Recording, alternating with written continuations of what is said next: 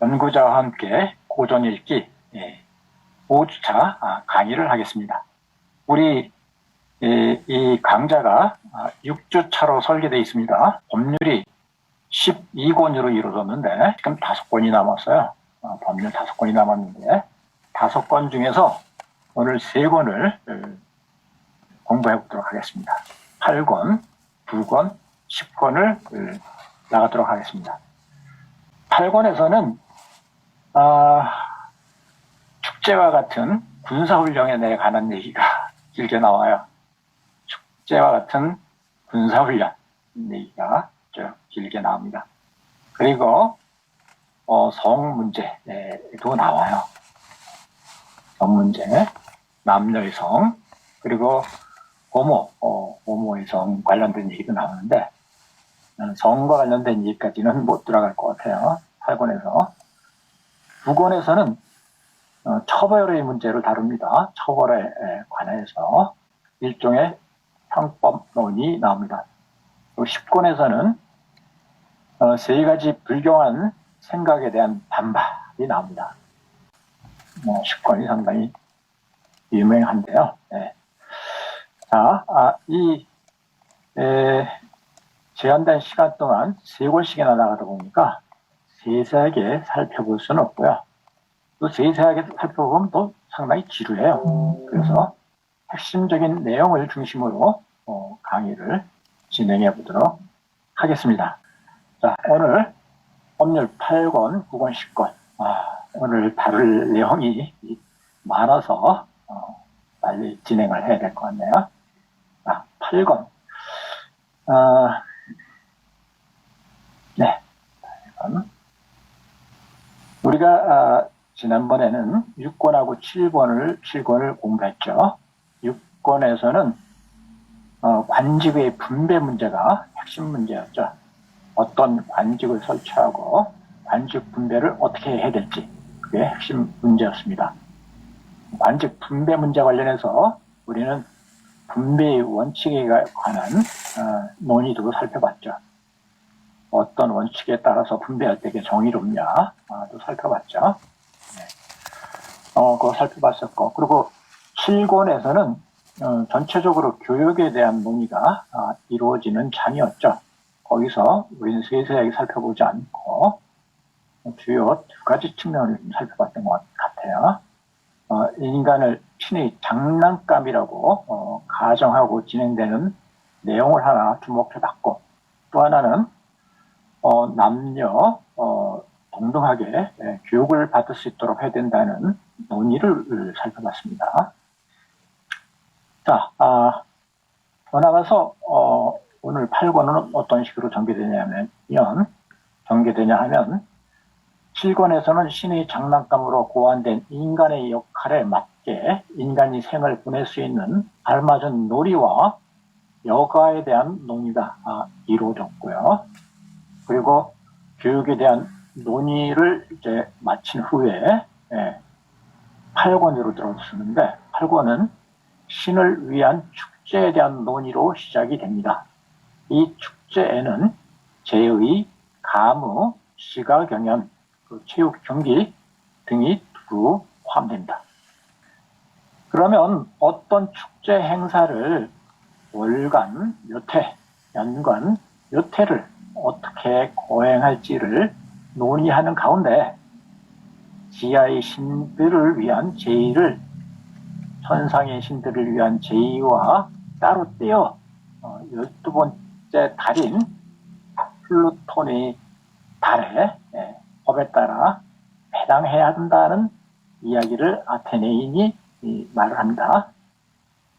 지하의 신을 위한 제의를 12월 달에 거행해야 된다는 얘기죠. 12월 달에. 12월 달을 플루톤의 달이라고 일컫습니다.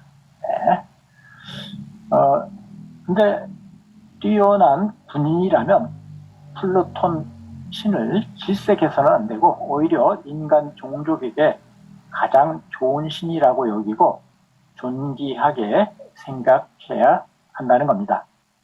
왜냐하면 내가 진지하게 하는 말인데 혼과 몸의 결합이 분리보다 더 나은 점이 없기 때문이다 라고 아테네인이 이야기를 하는군요. 여기 무슨 말인 것 같습니까? 디아난 군이라면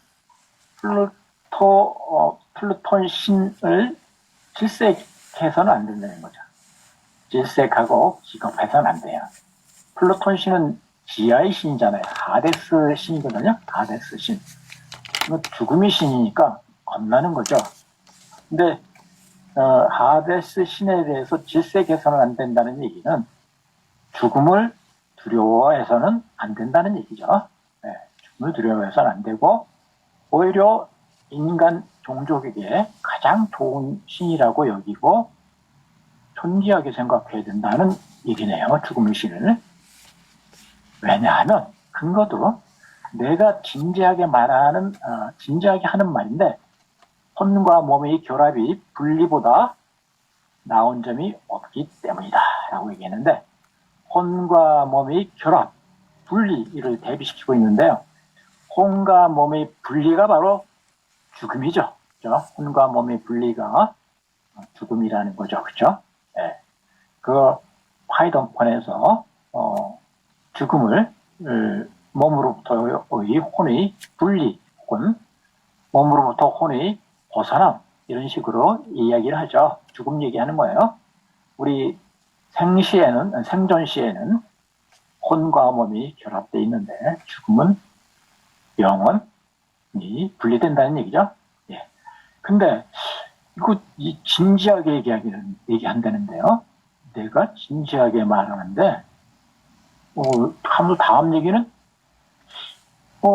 살아있는 것이 죽음보다 더 나은 점이 없다고 하네요. 사실 역설적인 얘기네요. 산다는 것이 죽음보다 나을 것이 없대요.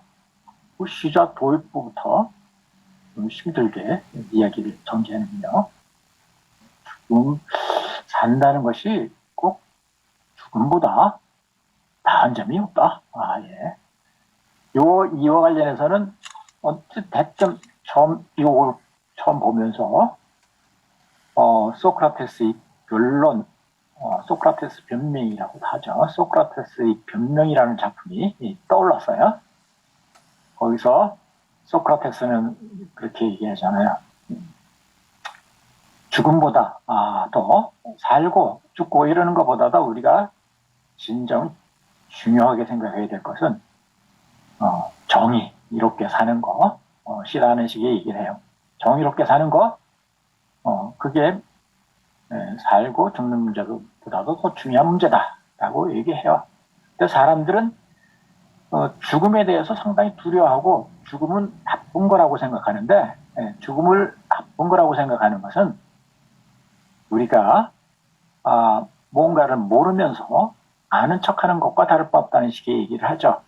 모르면서 아는 척하는 거예요. 그 누구도 죽음을 직접 경험한 사람은 없다는 얘기죠.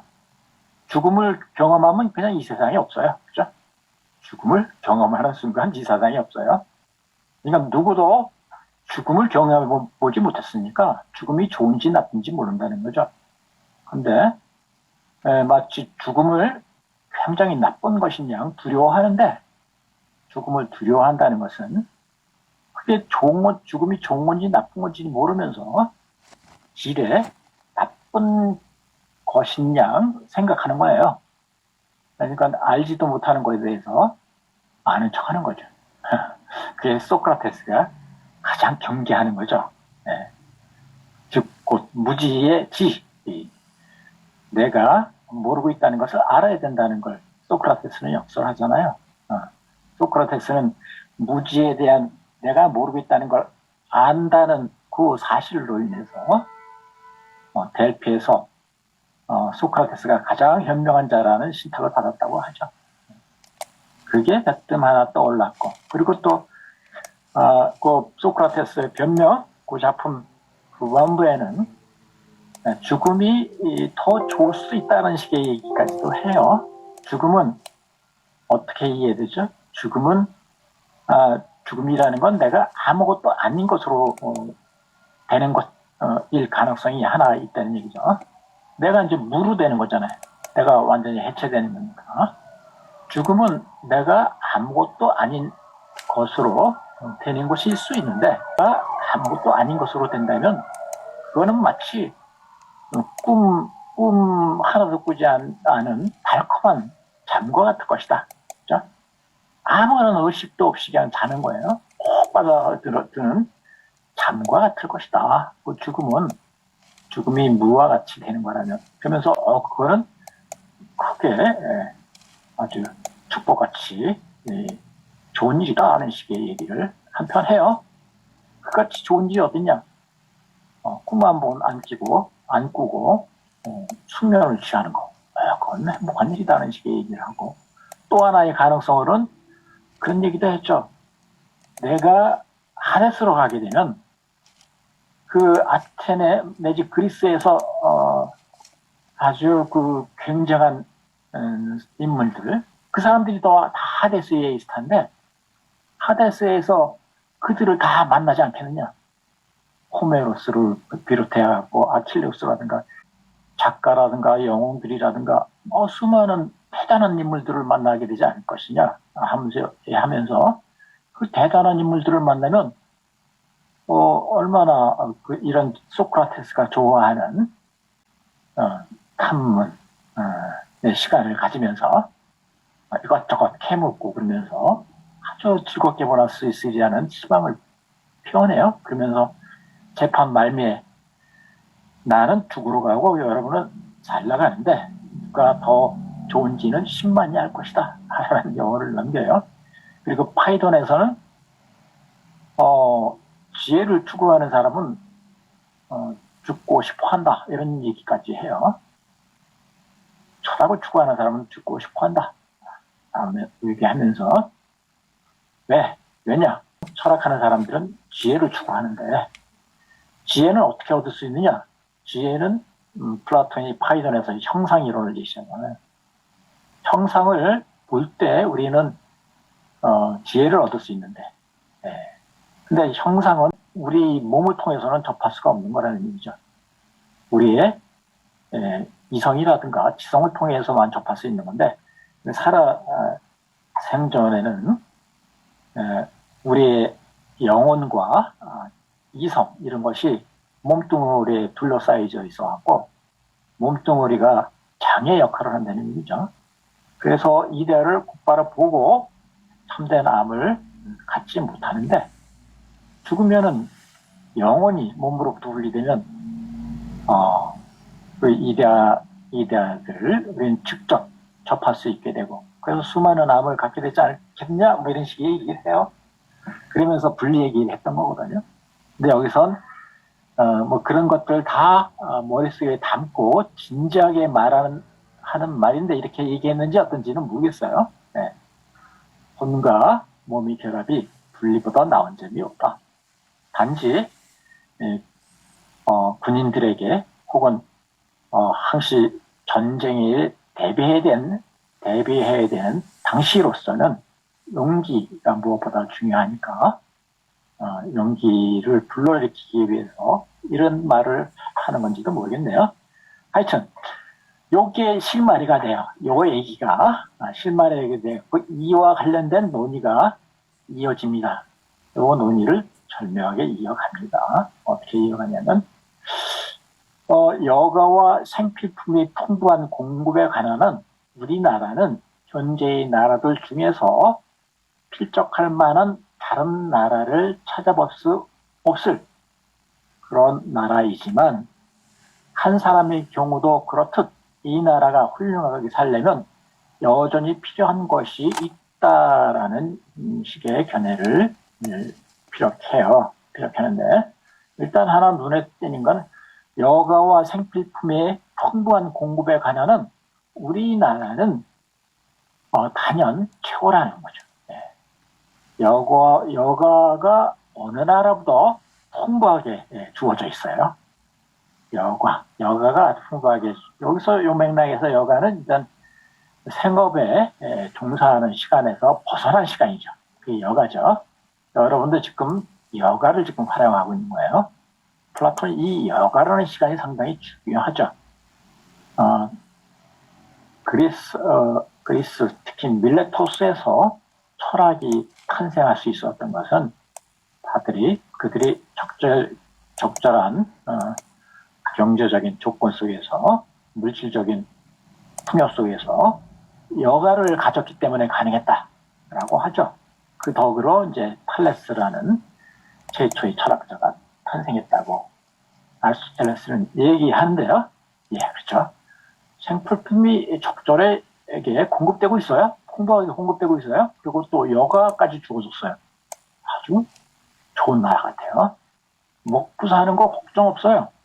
그리고 적절하게 또 여가, 풍부한 여가를 가지고 있어요. 이런 사회라는 거죠. 이때는 우리가 보기엔 생필품이 풍부한 공급 그러는데 우리 현대인들이 기대하는 식의 풍부한 공급은 아니죠. 아주 꼭 필요한 것만 공급하는 걸 원칙으로 해요. 왜? 물질적이라든가 뭐 그런데 휘둘리게 되면은 덕을 쌓는 일을 소홀히 하게 될 수 있다고 보는 거죠. 덕 함양을 한다든가 그렇게 보는 거죠. 생필품 이런 것들은 기본적인 것만 공급을 해요. 공급을 하는데요. 그걸로 이제 족하다고 보는 거고요. 그리고 많은 여가를 누릴 수 있는 사회를 그리고 싶어요. 이 여가를 통해서 덕을 함양하는 일, 그런 일들을 할 수 있다고 보는 거죠. 심신의 덕을 함양할 수 있다고 봐서 여가를 상당히 중요하게 여깁니다. 근데 이 여가 관련해서는 5권에서 여가 얘기가 나오고요. 생필품 얘기가 나오고 하는데 거기선 흥미롭게도 지금 우리가 그리는 나라에서는 우리가 먹고 사는 거에 그렇게 힘들어하고 그러지 않게 될 것이다 라는 얘기예요. 뭐 노예들이 일해주고 등등 그런 얘기도 나오고 그래서 뭐 물질적으로 그렇게 걱정할 거 없고 없다고 얘기하면서 자 그러면 우리는 어떻게 살 것이냐 하는 문제를 제기하기도 해요. 앞에서 오고 날 때 그 얘기까지는 살펴보지 못했는데요. 자 적절한 물질적인 풍요를 누리면서 살을 피둥피둥 찌우면서 그렇게 빈둥빈둥 지낼 것이냐 하면서 사실 우리가 할 일이 엄청나게 많다라고 얘기해요. 심신의 덕을 하느라 눈코 뜰 사이가 없을 것이다. 아침부터 잠자리에 들기 전까지 어떻게 하면 나라 전체에 덕이 충만하게 되고 각 개인들이 덕을 잘 함양하게 될지 그거 신경 쓰느라 눈코 뜰 사이 없을 것이다. 그래서 여가가 하나 없을 것이다. 이런 역설적인 얘기를 해요. 예. 그러니까 이 여가 시간에 1차적으로 생업에 종사를 하지 않는 시간인데요. 그 다음 단계에서 이제 덕 함양하는데 너무 못두하라 여가 시간이 하나 없을 것이다 하는 정도로 역설적으로 여가라는 개념도 사용하기도 합니다. 하여튼 이런 생필품에 종사하는 일, 먹고 사는 거에 종사하는 일, 그건 아주 기본적인 것만 되면 되니까 여기에 크게 신경 쓰지 않고 진짜 중요한 게 여가를 최대한 확보하는 나라를 만들고 싶어 하는 거예요. 그래서 이 여가를 통해서 덕 함양을 할 수 있도록 만들고 싶어 하는 거죠. 플라톤이 그리는 나라입니다. 여가라는 게 뭐 오늘날 점점 중요시되고 있죠. 여가 선용을 어떻게 해야 되느냐 상당히 중요한 문제죠. 네.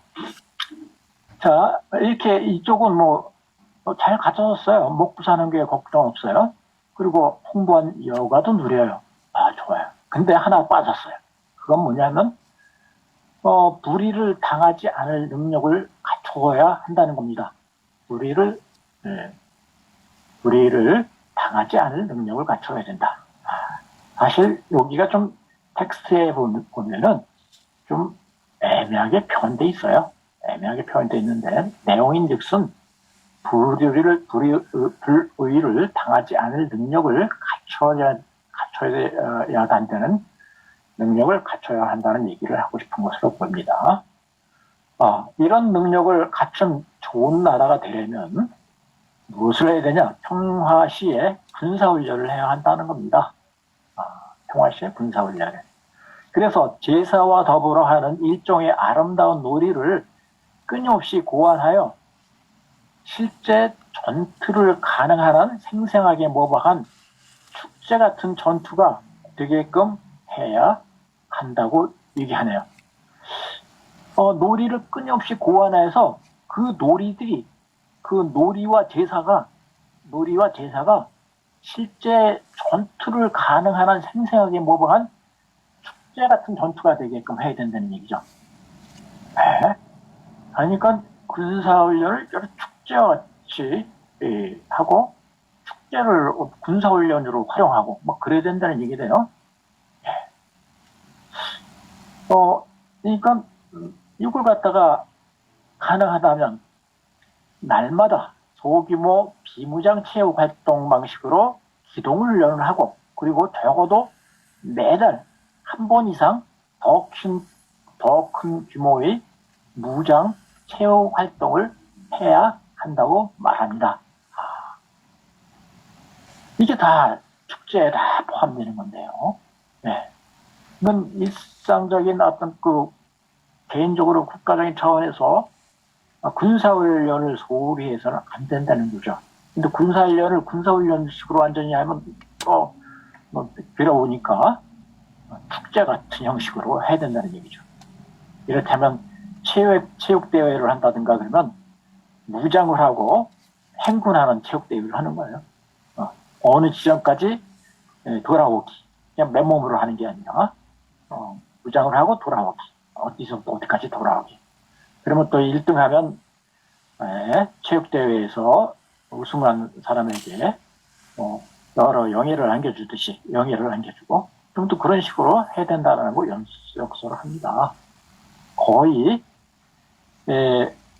그 군사적인 군사국가 같은 분위기를 보여줍니다.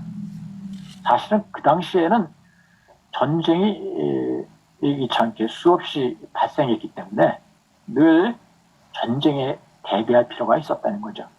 그 당시 상황이 얼마나 군사적인 문제로 전쟁의 문제로 엄중했는지를 보여주는 얘기입니다. 사실은 평상시에 이렇게 철저하게 군사운동을 하고 그래 해놔야지 평화를 유지할 수가 있고 그렇죠?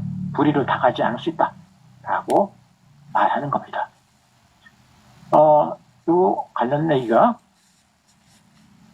오늘날의 나라들에서 평화시 군사훈련이 제대로 안 되고 있는데 그 이유는 두 가지 아주 강력한 원인이 있다는 식으로 얘기합니다.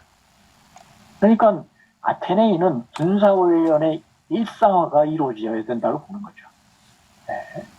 신들을 기리는 축제 행사, 제사 행사 이런 것에 다 군사훈련의 요소가 가미돼서 평상시에 훈련을 잘 해야 된다라고 얘기하면서 그런데 오늘날 대부분의 나라에서는 평화시의 군사훈련이 잘 이루어지지 않고 있다. 이게 상당히 중요한데도 불구하고 그건 왜일까 하면서 흥미로운 분석을 합니다. 그 한 원인은 부에 대한 사랑 때문이라는 겁니다. 부에 대한 사랑. 네. 부에 대한 사랑으로 치면 오늘날 현대인들이 고대인들 못지않고 어쩌면서 고대인들보다도 더 탐욕스럽죠. 근데 바로 이 부에 대한 사랑은 사적인 소유물 이외의 다른 것들을 돌볼 여가 시간을 전혀 내지 못하게 한다는 점에서 문제가 있습니다. 네. 사적인 소유물을 취하는 것, 이런 거, 그런 문제 이외에는 여가 시간을 갖지 못하겠다는 얘기입니다.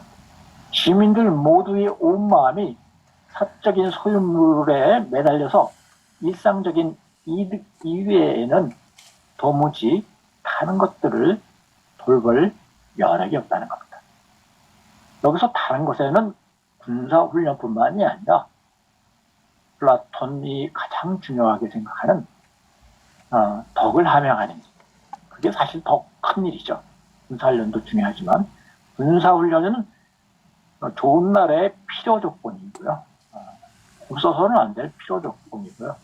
근데 진짜 좋은 나라가 되려면 군사훈련이 아니라 바로 나라 전체의 덕이 충만해야 되죠. 충만해야 되죠. 네. 그 필요 조건이라는 건 지난번에도 말씀드렸듯이 우리는 공기 없이는 살 수 없지만 공기가 바로 필요 조건이잖아요. 그런 의미에서. 공기를 마음껏 들이신다고 해서 우리가 건강해지는 건 아니잖아요. 그건 필요 조건일 뿐이죠. 진짜 건강하려면 다른 요소들이 필요하죠. 네. 이렇게 소유에만 매달리게 된다는 얘기입니다. 이 사랑 때문에. 그리고 이 사랑이 지금까지 이야기한 이 과학, 군사 훈련 같은 과학뿐만 아니라 다른 아름답고 훌륭한 과업에도 나라가 왜 진지하게 임할 의사가 없으며 이와 반대로 금과 은에 대한 갈망으로 인해 모든 사람이 부유해질 수 있다면 어떤 기술과 수단이라도 가리지 않으려 하는지를 설명해 준다는 겁니다. 왜 개인들도 그렇고 나라도 그렇고 왜 어떻게 하면 부강해질 수 있는지 여기에 다 전력 투구를 하는데 물불 안 가리고 그게 바로 부에 대한 사랑 때문이라는 거죠. 네. 부에 대한 사랑으로 사람들이 혼이 평생 동안 지속적인 굶주림의 상태에 처할 수밖에 없어서 이 사랑은 평생에 걸쳐서도 채울 수 없다는 점도 지적합니다. 조금 더 험악한 비유도 합니다. 짐승 같은 삶이다 라고 하면서 이런 삶은 여기서 마지막 구절이 또 흥미로워요. 부에 대한 사랑으로 사람들이 흔히 평생 동안 지속적인 굶주린 상태에 처할 수밖에 없다는 얘기죠. 아무리 채워도 채워지지 않는 그 한없는 부에 대한 욕구를 사람들이 가지고 있다 보니까 다 채워지지 않아요. 채워도. 그러니까 지속적인 평생 동안 굶주린 상태에 처하게 된다는 얘기죠.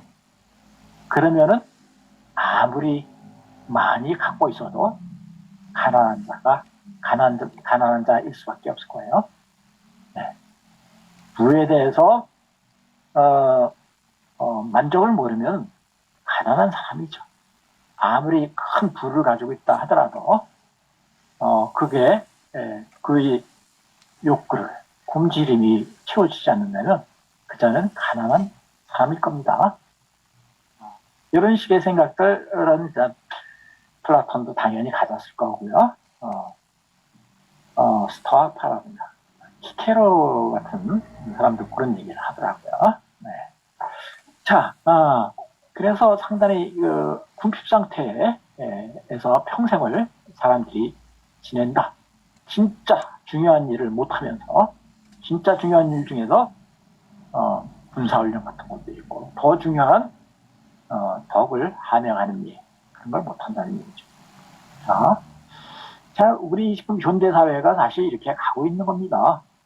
돈에 사야 되는 사람, 그렇죠? 물질적인 풍요, 거기에 전력 투구를 하잖아요. 대선 후보들도 1차적으로 얘기하는 게 민생이고요. 어떻게 부강한 나라를 만드냐, 거기에 1차적인 관심이 쏠리죠.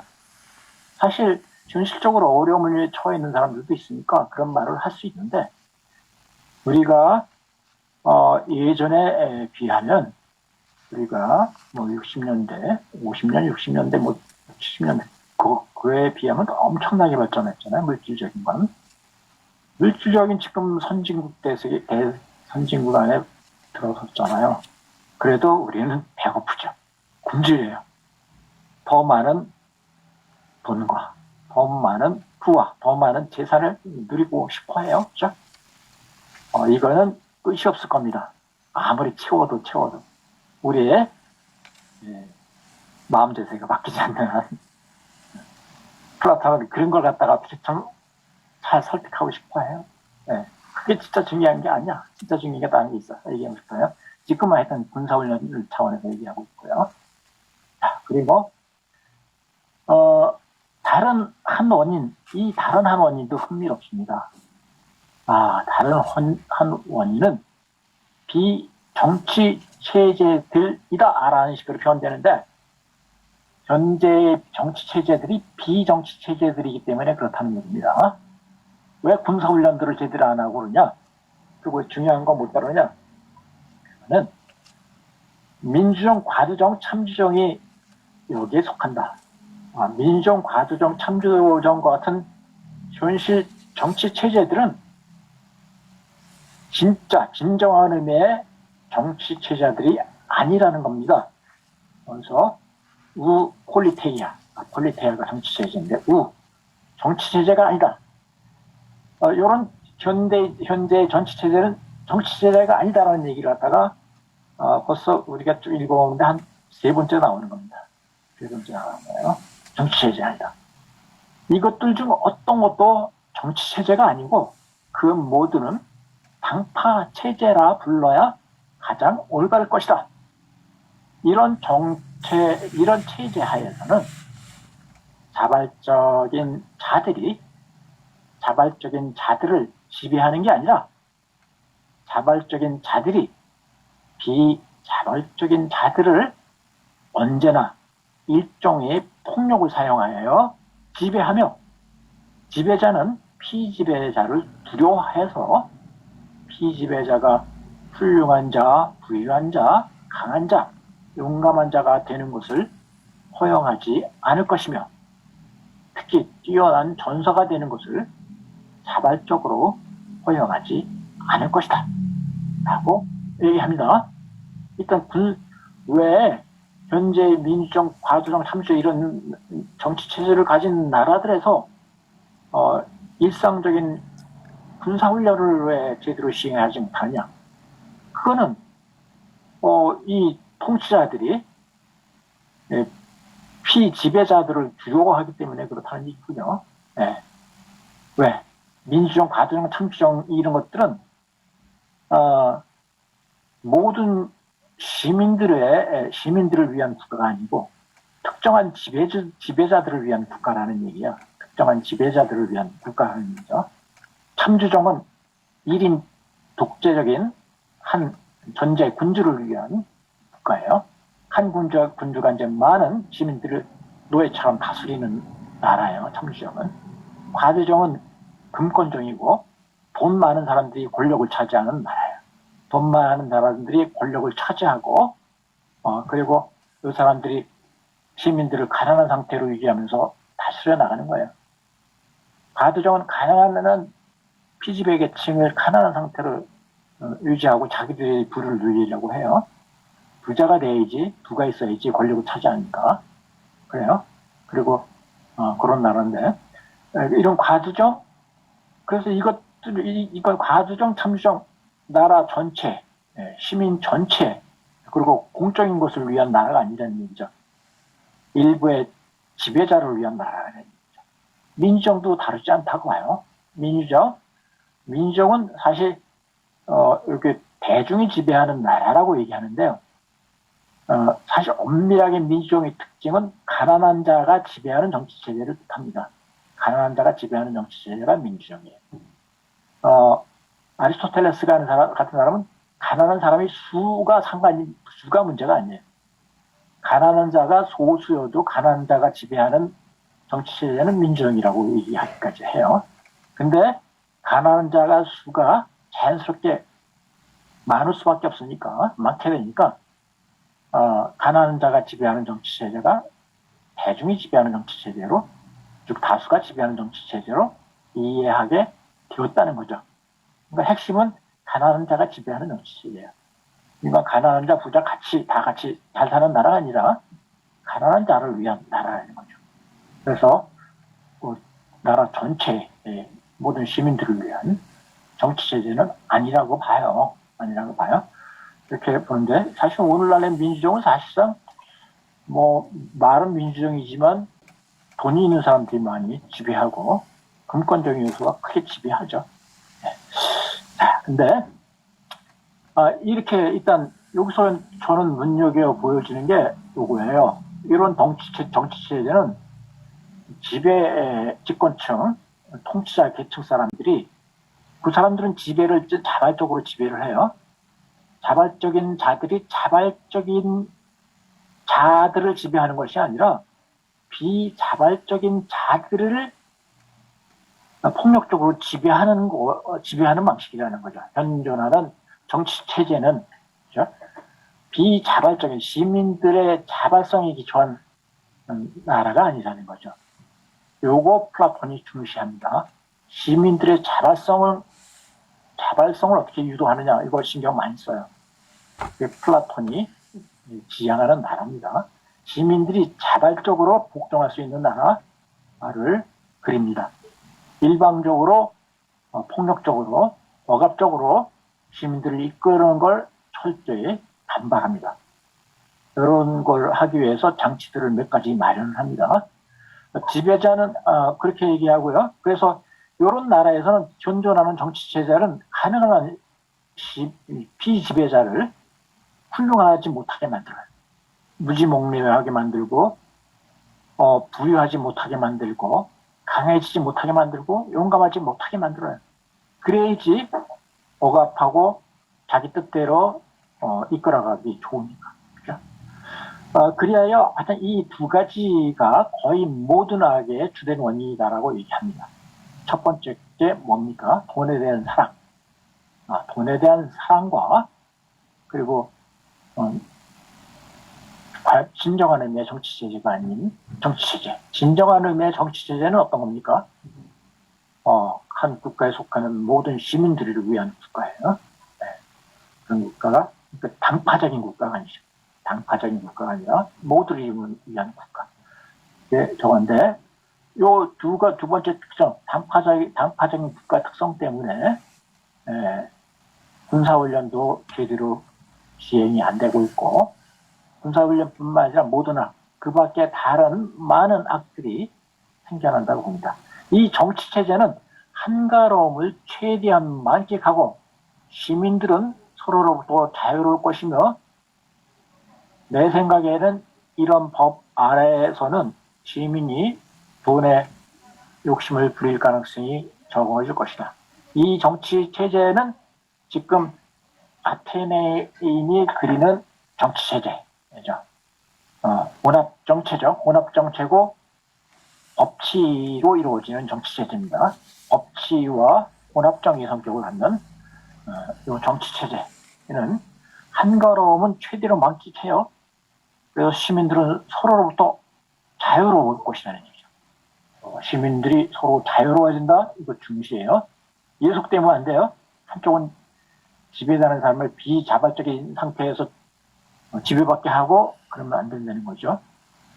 시민들은 서로 자유로울 것이며 그리고 이런 법 아래서는 시민들이 돈에 대한 욕심을 부릴 가능성이 가장 적을 것이다 라고 얘기하네요. 돈에 대한 욕심 없이 그래서 이제 한가함을 누리면서 덕을 만큼 쌓을 수 있는 나라, 그런 이상적인 나라를 그려봅니다. 그의 지금 법률의 이상국가는 국가에서 그려본 이상국가는 물론 다르죠. 현실적으로 실현할 수 있다고 플라톤이 보는 이상국가예요. 그 결과 이런 식으로 구성된 정치체제만이 오늘날의 나라들 중에서 전쟁을 위한 교육과 놀이를 수용할 수 있는 유일한 정치체제라고 보는 것이 합당하기도 하고 이치에 맞기도 할 것입니다. 라고 얘기합니다. 그리고 막간 당파성을 벗어난 정체의 추구, 이 당파성을 벗어난 정체의 추구는 지금 비로소 나온 얘기는 아니다. 지금 이 8권에 일어서 당파적인 정치체제는 진정한 의미의 정치체제가 아니라는 거죠. 그걸 얘기하고 있네요.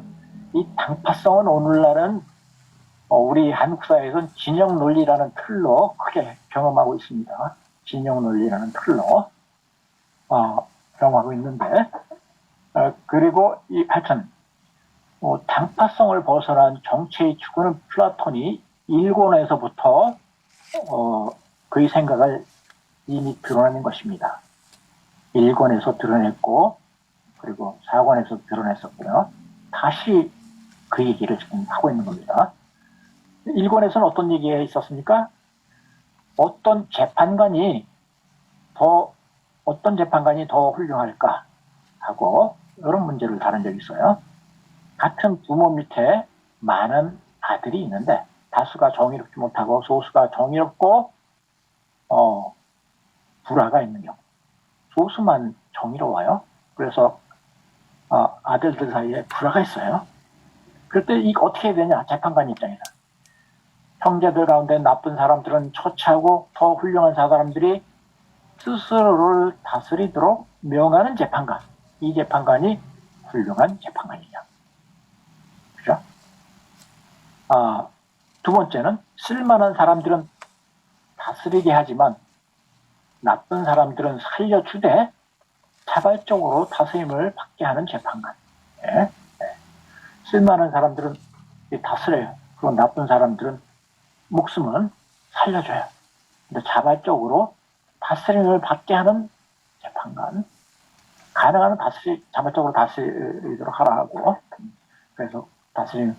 그리고 세 번째는 만일 화목하지 않은 한 가족을 넘겨받아 아무도 처치하지 않고 미래를 위해 그들에게 법률을 제정해 줌으로써 그들을 화해시키고 서로 간에 친구가 되도록 지켜줄 수 있는 그런 재판관. 이걸 얘기해요. 첫 번째 사례는 형제들 중에서 이제 싸워갖고 더 훌륭한 자들이 이겨서 나쁜 형제들을 제거한 방식이고요. 두 번째는 같이 살아요. 사는데 한쪽은 일방적으로 지배만 받게 하고요. 그래. 그래서 진정한 가족관계, 진정한 친구관계는 뭐예요? 세 번째는 만일 화목하지 않은 한 가족을 넘겨받아 아무도 처치하지 않고 미래를 위해서 그들에게 법률을 제정해 줌으로써 그들을 화해시키고 서로 간에 친구가 되도록 지켜줄 수 있는 그런 재판관. 친구가 되게 하는 거. 그렇죠? 플라톤이 그리는 나라의 이념 중에 하나가 필리아, 우애죠. 우애. 친구같이 어울려 살 수 있는 사회를 꿈꾸는데요. 네. 지성과 우애와 자유죠. 자유 세 가지를 말하죠. 자유 이념도 조금 앞에서 표현됐던 거예요. 서로 간에 시민들이 서로로부터 자유로워진 것. 피지배, 일방적인 지배, 피지배가 아니고. 네. 이런 걸 플라톤은 1권에서부터 이런 의중을 드러냈고요. 그리고 1권에서 이런 얘기를 덧붙였죠. 나라를 통합하는 사람이 할 일은 뭐냐면, 나라를 통합하는 사람은 외부와의 전쟁에 더 주의를 기울이며, 나라의 질서를 세우겠는가? 아니면 나라 안에서 그때그때 일어나는 전쟁, 즉 내전이라 불리는 전쟁에 주의를 기울이며 그러겠는가? 그건 내적인 어떤 화목이라든가 화해 같은 걸 중시한다는 얘기죠. 두 번째 거를 한다는 얘기죠.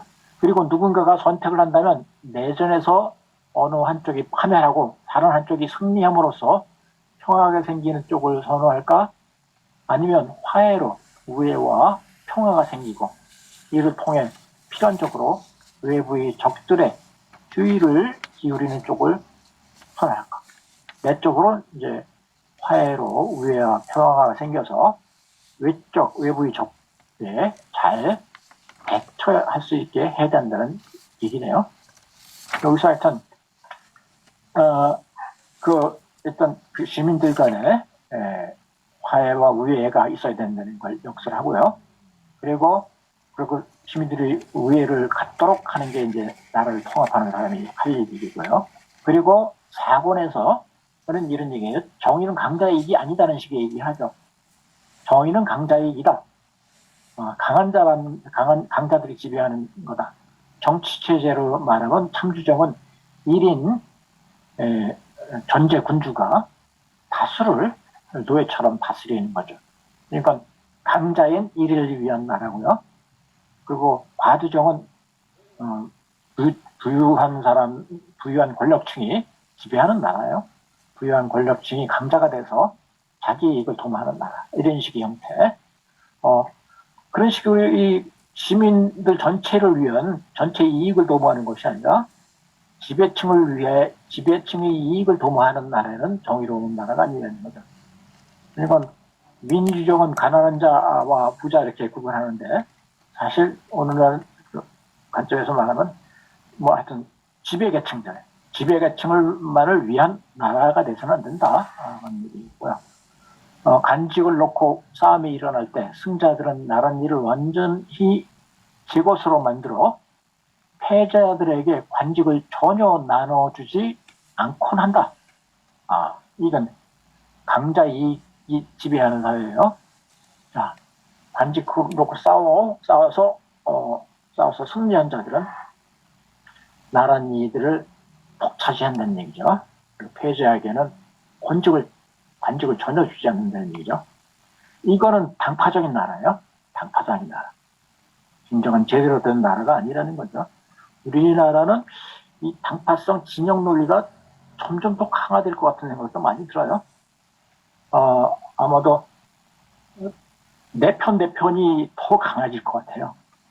그럼 지금 최근에 우리가 겪은 바에 의하면 일단 탕평 인사라든가 이게 그런 거랑 잘 안 할 것 같은 측면이 많이 보여요. 특히 검찰총장이라든가 감사원장 이런 사람들이 반정부 세력으로 등장하잖아요. 지금 정권에 대해서 그런 식으로 하다 보니까 어느 정권이든 상관없이 어느 정권이든 확실하게 내 쪽 사람을 심어야 된다는 생각이 더 강하게 박혔을 것 같아요. 그러니까 공직의 어떤 중립성이라든가 이런 이념 같은 거는 상당히 흐려져 버렸죠. 그래서 확실하게 내 쪽을 뒷받침할 수 있는 사람만 관직을 주게 될 것 같아요. 플라톤이 우려하는 승자들은 나랏일을 완전히 제 것으로 만들어 패자들에게 관직을 전혀 주지 않는 패자나 중립이라든가 이쪽에는 관직을 주지 않고 독차지하는 사회가 될 것 같은 생각도 들어요. 진영론이 극복하는 게 상당히 쉽지 않은 문제죠. 이런 것은 정치 체제가 아니며 나라 전체의 공적인 것을 위해 지정되지 않은 법들은 모두 올바른 법이 아니다라는 거죠. 승자 혹은 강자를 위한 법은 올바른 법이 아니다. 그리고 관직도 한쪽이 당파적으로 차지하는 건 올바른 정치 체제가 아니라는 거죠. 그건 당파적인 정치 체제죠. 일부 사람들을 위해 법을 제정하는 사람들은 당파의 일원이지 시민이 아니다. 그들은 이런 법률들에 정치가 있다고 말하지만 헛된 말이다 라고 봅니다. 플라톤은 그래서 플라톤이 이제 대안으로 제시하는 거는 법치가 돼야 된다는 얘기죠. 법치, 어떤 법치? 그러니까 나라 전체의 공적인 이익을 위해 제정되는 법하에 통치가 이루어지는 나라를 꿈꾸는 거죠. 나라 전체의 공적인 이익을 위해 제정된 법이 있고 그 법에 따라서 그러니까 법의 노예가 돼서 법에 충실할 수 있는 사람들을 지배하는 나라. 관리들은 법의 노예가 돼야 된다 이런 얘기도 있었죠. 그런 결국 그 통치체제도 권력체제도 한쪽이 참주적으로 지배할 수 있는, 참주라는 말은 하나의 한 나라의 정치체제에 대해서 참주적이다 말할 수도 있지만 그 나라의 어떤 한 기관이 엄청난 권력을 가지고 있고 무소불위의 권력을 갖고 있고 그러면 그것도 참주적이라고 말할 수 있는 건데, 근데 왕이든 누구든 절대 권력을 위해서는 안 된다고 봐요. 절대 권력을 제한하려는 게 혼합정리입니다. 그런 혼합정치체제, 그런 견제와 균형의 원리가 지배하는 정치체제, 법치와 혼합정을 추구했던 거고, 또 하나 이거 놓치기 쉬운 건데 법의 서공 얘기를 제가 계속 다루려다가 시간이 없어서 못 다루고 계속 미뤄왔습니다. 이게 벌써 4억 원, 5억 원에서 서공 얘기가 나오기 시작했는데 계속 미뤘어요. 그래서 서공 얘기는 좀 해야 될 것 같은데요.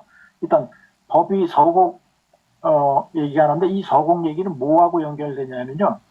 앞에서 현행 정치 체제들은 자발적인 자들이 자발적인 자들을 지배하는 게 아니라 자발적인 자들이 비자발적인 자들을 폭력적으로 지배하는 것과 다름없다고 보는 거죠. 그러니까 통치를 받는 사람들이 자발적으로 이 나라에서 정치적인 문제 같은 등대에 참여하지 못해요. 법에 또 자발적으로 복종하지 않고. 근데 플라톤은 시민들을, 피지배자들을 어떻게 자발적으로 만들느냐, 이걸 신경을 많이 썼다는 얘기예요. 비자발적으로 만들어서 억눌러서 통치하는 게 아니라 가능한 한 시민들이 자발적으로 국가의 일에 나서서 팔 걷어붙이고 호응할 수 있도록 만드느냐, 이것에 신경을 많이 씁니다. 그런 그의 생각이 이제 법치 혼합정에도 담기지만 법의 서곡이라는 것에 담깁니다. 서곡 얘기 조금 이따 할 겁니다. 그리고 여기서 요까지만 하고 좀 쉬어야 될 것 같은데, 시민이 할 일, 이 8권 후반부에 이런저런 얘기하는 가운데 시민이 할 일을 한마디 딱 던지는 게 있어요. 장인들에 관한 것은 다음과 같이 해야 합니다. 장인들, 기술자. 우선 자국인은 누구라도 기술 업무에 종사해서는 안 되고, 자국인이 간의 노예 역시 그렇습니다. 왜냐하면 시민은 많은 연마와 배움이 필요하고 나라의 공공질서를 유지하고 실현하는데 걸맞은 기술을 가지고서 나라의 공공질서를 유지하고 실현해야 하며 이를 부업 삼아 수행해서는 안 된다. 시민들이 할 중요한 일이 있다는 얘기예요. 그건 나라의 공공질서를 유지하고 실현하는데 할 일이 많다고 얘기하네요. 그리고 인간 본성은 두 가지 과업 또는 두 가지 기술을 완벽하게 해내기에 충분하지 못합니다. 더 나아가 인간의 본성은 한 가지 기술을 스스로 실행함과 동시에 다른 기술을 실행하는 다른 일을 감독하기에도 충분하지 못합니다. 따라서 우선 다음과 같은 규정이 나라에서 주요 기준이 되어야 한다. 그 누구도 대장장이 일을 하면서 몫의 일을 같이 하거나 자신은 몫의 일을 하면서 자신의 기술보다는 남들이 대장장이 일을 하는데 더 관심을 쏟아서는 안 됩니다. 분업의 원리 같은 걸 계속 하는군요. 이런 아이디어는 사실 국가에서 상당히 중요한 아이디어였죠. 각자 자기 나름대로 자기 일에 충실해야 된다는 걸 상당히 중시하고 그랬는데 그런 생각이 이어지네요. 나라에서는 한 사람 한 사람이 한 가지 기술을 지니고 이로부터 생활도 유지해야 합니다. 이 법률을 도시 감독관들은 힘써서 보존해야 합니다.